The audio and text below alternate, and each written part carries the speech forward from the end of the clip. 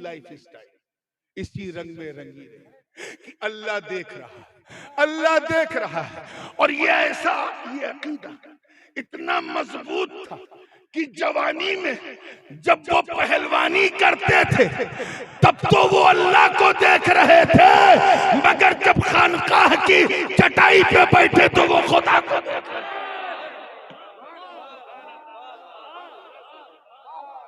पहले खुदा उन्हें देख रहा है, अब वो खुदा को देख रहा है। This is going to be, ये एक मेयार है तकवे का। अपने धड़कते हुए मोमिन दिल पर हाथ रख के ईमानदारी से बताओ, क्या हमारा ये अकीदा है? अकीदा तो है, लेकिन क्या प्रैक्टिकली हम इस बात को मानते हैं कि अल्लाह देगा? अगर हम इस बात को मान लें और इसको एडमिट कर लें, इस पर अमल शुरू कर दें, तो शराब की बोतल को कभी हाथ नहीं लगाओगे। जैसे ही बोतल को छुओगे अंदर से आवाज आएगी बोतल तोड़ दे, अल्लाह देगा। जैसे तेरी निगाहें बहकेंगी अंदर से आवाज आएगी पलकों को झुका ले, अल्लाह देख रहा है। जैसे ही तू कि तेरे कदम गुनाह की तरफ बढ़ेंगे खुद ब खुद कदम साकित हो जाएंगे, जाम हो जाएंगे, और तेरा ईमान बोलेगा कदम को रोक ले, अल्लाह देख रहा है। लेकिन आज हमारी लाइफ स्टाइल ऐसी नहीं, बिल्कुल ऐसी नहीं। बुरा मत मानिएगा, लेकिन जिस तरह आजकल दुनिया का और खासकर हमारे मुल्क का माहौल है, ये बात कहना बहुत जरूरी है कि हम लोग मुसलमानों की फोटो कॉपी बने हुए। जो मुसलमान थे उनका दौर चला गया। We are just like a Xerox copy of Muslim. खुद हुजूर शेखुल इस्लाम फरमाते हैं कि जिसमें पासे शरीयत न खौफे खुदा, वो रहा क्या रहा, वो गया क्या गया। एक तस्वीर थी जो मिटा दी गई, ये गलत है, मुसलमान मारा गया। जिसमें न शरीयत का पासो लिहाज है, न अल्लाह का खौफ है, न डर है, उसका इस दुनिया में रहना क्या रहना, जाना क्या जाना। अगर वो मर जाए तो समझ जाओ एक तस्वीर थी जो मिटा दी गई, ये गलत है, मुसलमान मारा गया। ये जो हम सुनते हैं आज इतने मुसलमान वहां मारे गए, वहां मारे गए, ये मुसलमान नहीं, ये मुसलमानों की फोटो कॉपी मिटाई जा रही। वी लुक लाइक ए मुस्लिम, हम मुसलमानों की तरह दिखते हैं। क्या है? दिखते हैं उन्हीं की तरह। हमारी रिचुअल्स, हमारी लाइफ स्टाइल, हम इसलिए मुसलमान हैं, बुरा ना मानिएगा। अक्सर का आलम यह है कि हम इसलिए मुसलमान हैं क्योंकि हमारे अब्बा मुसलमान, दादा मुसलमान, हम मुसलमान के घर में पैदा हुए इसलिए मुसलमान। जब पैदा हुए तो इमाम साहब को बुलाया गया कि कान में अजान दे दीजिए, इसलिए हम मुसलमान। हम इसलिए मुसलमान हैं क्योंकि हम ईद की समय नहीं छोड़ते, मुहर्रम का खिचड़ा नहीं छोड़ते, रबीउल अव्वल की सबील नहीं छोड़ते, और शबे बारात में कब्रिस्तान बाद में पहले हलवा खाना नहीं छोड़ते। हम इसलिए मुसलमान हैं क्योंकि हम मुसलमानों की तरह टोपी पहनते हैं, और अब तो खैर पहनते कम है, पहनाते ज्यादा है ना। आज इतनों को टोपी पहना दी, कल उतनों को टोपी पहना दी, यानी जिसको जितना उल्लू बनाया गोया टोपी पहना दिया। हम में से अक्सर का आलम यह है कि हम इसलिए मुसलमान हैं कि माँ बाप के दबाव में हफ्ते में एक दिन जुमा के लिए अल्लाह के घर चले जाते हैं, और ये ख्याल रखे जाते हैं कि ऐसे टाइम मस्जिद में जाएं जब इमाम साहब मिंबर पे खड़े हो, और 2 रकत पढ़ के ऐसा भागते हैं जैसे लगता है कि बरेली जंक्शन से ट्रेन छूटने वाली है। हम ऐसे मुसलमान हैं।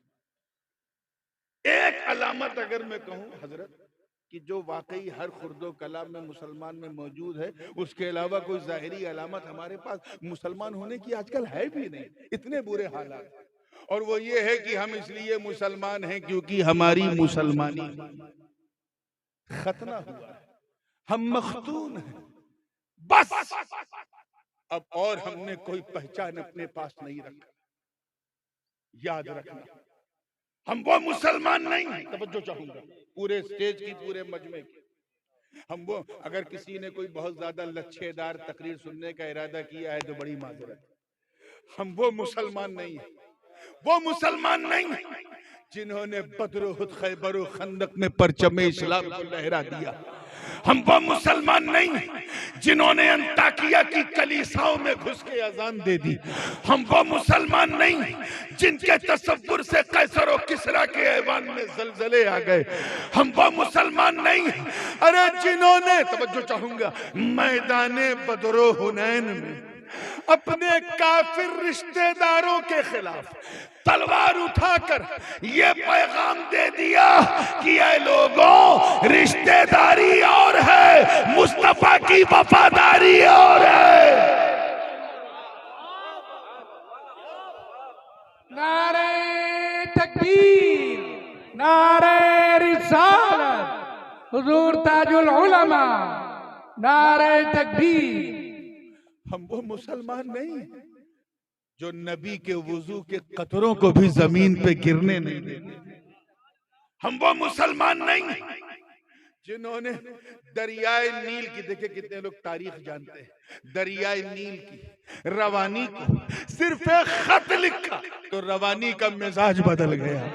हम वो मुसलमान नहीं जिन्होंने सिर्फ आका की जबान से सदाए अर्रहील क्या सुना कि निकलो घर से अपनी नई नवेली दुल्हन को बिस्तरे अरूस पर सुहाग की रात छोड़ के घोड़े की नंगी पीठ पर बैठकर मैदाने कारजार में कूद के अपने प्राणों की आहुति दे दी। हम वो मुसलमान नहीं है जिनका चेहरा देखकर कुद्स का पादरी कदमों में चाबी रख दे। हम वो मुसलमान नहीं है जिनको देखकर खुदा याद आ जाए। हम वो मुसलमान नहीं है, अरे जिनके खौफ से रुस्तम और सोहराब का कलेजा थरथरा जाए। हम वो मुसलमान नहीं है जिन्होंने फतेह कादिसिया के वक्त हजरत साद इब्न अबी वक्कास की कमान में शामिल होकर जब इराक का रुख किया और सामने दरियाए दजला की उफान मारती लहरें आई तो दरिया की लहरें उन्हें रोक न सकी।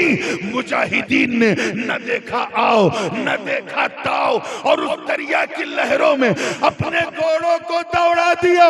इस मंजर को देखकर शायर मशरिक को भी कहना पड़ा कि दश्तो दश्त है, दरिया भी न छोड़े हमने, बहरे जुल्मात में दौड़ा दिए घोड़े। वाह वाह वाह वाह, सुभान अल्लाह, सुभान अल्लाह, सुभान अल्लाह, सुभान अल्लाह।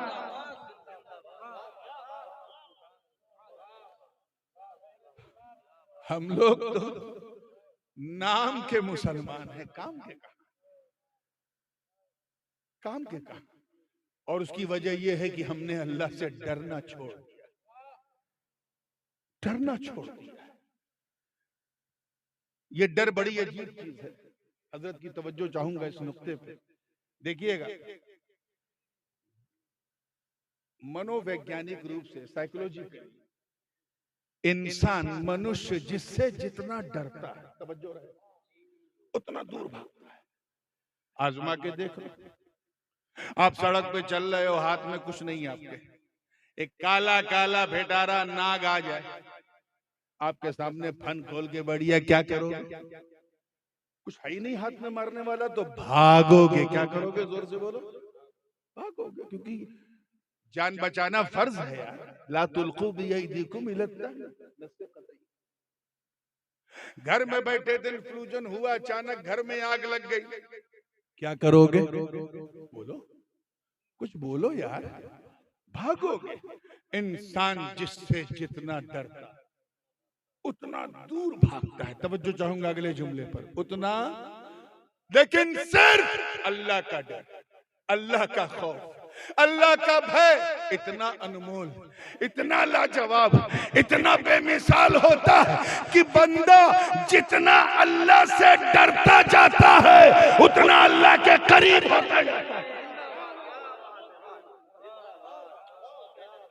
उतना अल्लाह। So if you want to get closer, if you want to get closer to Almighty Allah, then you have a fear of Allah. अल्लाह से डरना, अल्लाह के करीब होना है तो उससे डरना पड़ेगा। ये बहुत ही बेमिसाल खौफ है मेरे दोस्त। हजरत ख्वाजा उवैस करनी रज़ी अल्लाह ताला, नाम तो सुना होगा आप लोगों ने, सुना है उवैस करनी? बिन देखे ये आलम था वैसे करनी का, सरकार की सुन सुन के खबर झूम रहे। ये जितने भी मार्फत के दुनिया के शहसवार हैं ना, चाहे वो हजरत अबू अली शाह कलंदर हो, मखदूम समनानी हो, ये जितने भी मलंगान, कलंदरान और अज़कारे ओवैसिया के जितने भी फैज याफ्ता हैं, बिलखुसूस हजरत सरकार कुतुबुल अख्ताब हजरत शाजी शेर मोहम्मद रहमतुल्लाह अलैह, ये सब उसी तबके के औलिया जिनको फैज चाहे बिल वास्ता या बिला वास्ता हजरत ख्वाजा ओवैसे करनी से, ये एक सुप्रीम क्वालिटी है औलिया अल्लाह की, जहां से कुतुबियत की सौगात मिलती है। हजरत मखदूम पाक से किसी ने पूछा कि हुजूर वो कौन सी चीज थी जो आपको उकसा रही थी तरके सल्तनत पे, तो फरमाया अज़कारे ओवैसिया थी जो ख्वाजा खिज़्र ने मेरे बचपन में मुझे सिखाई थी। जब हजरत ओवैस के जिक्र का ये आलम है तो उनका आलम क्या? जंगल में इबादत कर रहे थे, बकरियां आराम से घास चर रही थी उनकी, और एक भेड़िया गर्दन घुमा घुमा के ख्वाजा ओवैसे करनी की बकरियों की रक्षा कर रहा। कौन? भेड़ न समझिएगा, भेड़ भेड़िए में जमीन आसमान का फर्क है। भेड़िया यानी लकड़ बग्घा, अंग्रेजी में कहते हैं हाइना। बात समझ में आई ना? पीछे वाले बोलो भाई। शेर होता ना, शेर, तो मैं यकीन कर लेता ऐसा हो सकता है। क्यों? क्योंकि शेर जितना खतरनाक होता है उतना ही गैरतमंद और खुददार भी होता है।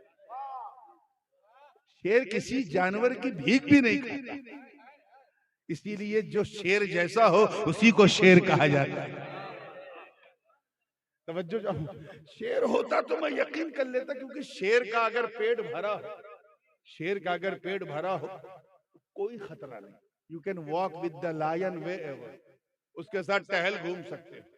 और ये मैं सुनी सुनाई बात नहीं कर रहा हूं, मुझे जाती तजर्बा। मैं 7-8 साल पहले की बात है, मैं जिम्बाब्वे और जम्बिया के दौरे पे था। वहां जंगल में एक शेर को मेरे सामने रेंजर ने पेट भर के पूरा बकरा खिला दिया। उसके बाद कहा मियाँ अब ये 3 दिन इसी की मस्ती में रहेगा, इसे भूख नहीं लगेगी। तो मैंने कहा क्या मैं इसके साथ इसका बदन ऐसे फेर सकता हूँ? बिल्कुल फेर सकते हैं। मैं बकरी की तरह उसका हाथ ऐसे ऐसे कर भी रहा था और 500 मीटर तक उसके साथ चला। वो वीडियो बड़ा वायरल हुआ, देखा होगा। तो ये और बात है कि शेर के साथ चलने के लिए सीने में शेर वाला दिल भी चाहिए। वो सबके बस का रोग नहीं है, लेकिन मुझे अंदाजा था कि शेर जो है अगर पेट भरा है तो डेंजर नहीं है। लेकिन भेड़िया मेरे दोस्तों ऐसा दरिंदा कि इतना खा ले कि सांस लेने की गुंजाइश नहीं है, गर्दन तक खा ले, और सामने बकरी या भेड़ दिख जाए तो नोचेगा जरूर, चाहे खाएगा। और यहाँ ख्वाजा ओवैसे करनी इबादत कर रहे, मस्ती में झूम, उनकी बकरियां सुकून से घास चर रही हैं, और एक भेड़िया गर्दन घुमा घुमा के ख्वाजा ओवैस की बकरियों की हिफाजत कर रहा है। एक राहगीर का, मुसाफिर का गुजर हुआ, जब उसने ऐसा अद्भुत, अविश्वसनीय, अकल्पनीय, इनक्रेडिबल, अनबिलीवेबल मंजर देखा तो उससे रहा नहीं गया। उसने पूछा बाबा, तवज्जो, बाबा आपको इस भेड़िए से डर नहीं लगता? तो हजरत ख्वाजा ओवैस ने मुस्कुरा के कहा तू मेरी बात कर रहा है, मेरी बकरियों को भी इससे डर नहीं लगता। मेरी बकरियों को भी कबो क्यों का सुन, तवज्जो चाहूंगा आगे से लेके पीछे तक। कब पहले मैं इस भेड़िए से डरता था, अब ये भेड़िया मुझसे डरता का क्यों? का जब तक मैं अल्लाह से नहीं डरता था तब तक इस भेड़िए से डरता था। जब से मैं अल्लाह से डरने लगा ये भेड़िया मुझसे डरने लगा।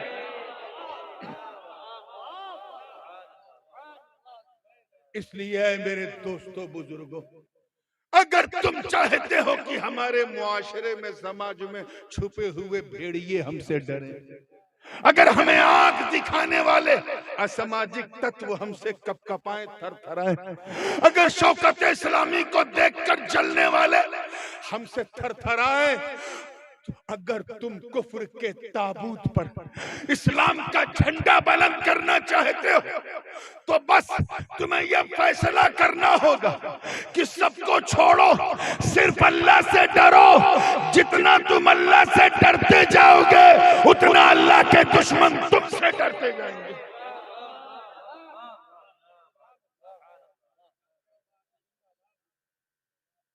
ये मंजिल मंजिल का खेल है। जब मार्फत की छींटें मिल रही थी, मार्फत की छींटें आ रही थी, पूरी बरसात नहीं हुई थी। और बरसात कब हुई? जब पीर की नजर का तीर चला। तो जब तक पीर की नजर का तीर न चला, पीलीभीत की धरती पर हर पहलवान डरता था उससे, पहलवान डरता था। लेकिन जब पीर की नजर का तीर चल पड़ा तो सिर्फ पहलवान ही नहीं, हर इंसान डरने लगा। और वो इसलिए क्योंकि वो खुदा से ऐसा डरने वाले थे कि कायनात का जर्रा जर्रा उनसे डरने लगा। इतिहास गवाह है, ये माला का जंगल भी गवाह। मुरीद शेर के नरगे में क्या आया, यहाँ बैठे बैठे तीर चला के बता दिया कि मेरे मुरीद घबरा मत, नक्कल मैंने तुझे छोड़ा था।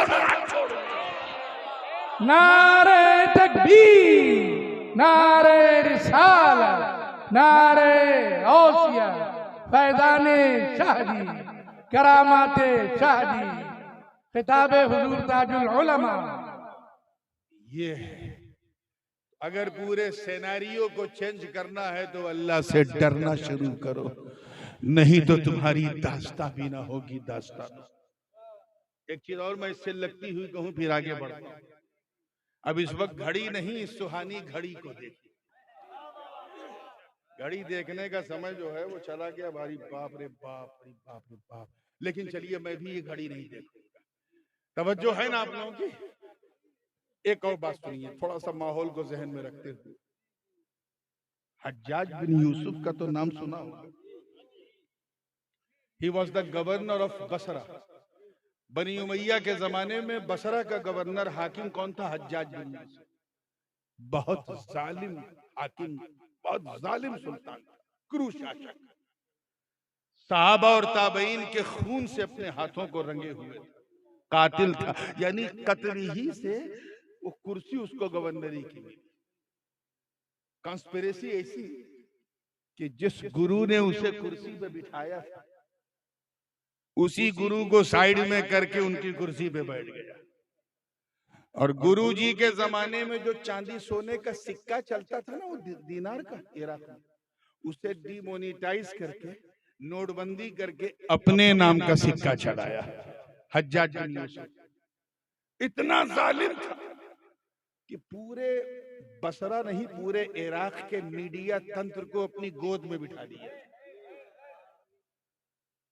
यानी सबसे बड़ा मीडिया जुमा, सारे इमामों को मजबूर कर दिया था कि जुमा के दिन मेरे नाम का खुतबा पढ़ा जाए। और अगर कोई इमाम ऐसा नहीं करता था तो उसके पीछे हुकूमत की एजेंसीज लगा देता। कौन?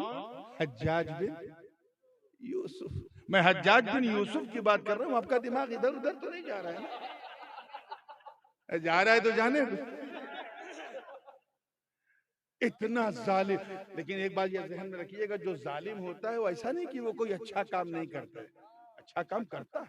हज्जाज ने भी किया कि कुरान पाक में हम अजमियों के लिए उसने जबर जेर पेश एराब और नुक्ते लगा दिए, जिसके सहारे से हम ये समझ गए ये एक नुक्ता है तो ये बा है, ये दो नुक्ता है तो ये ता है, ये तीन नुक्ता है तो ये सा है। ये पहचान लिया हमने, ये उसका एहसान है। अब अगर अल्लाह ने उसे माफ कर दिया तो उसका अदल है, ना माफ फजल है, ना माफ किया तो अदल है। लेकिन था वो बहुत जालिम। समझिए किसकी बात मैं कर रहा हूं?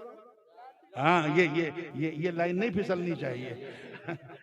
इतना जालिम था।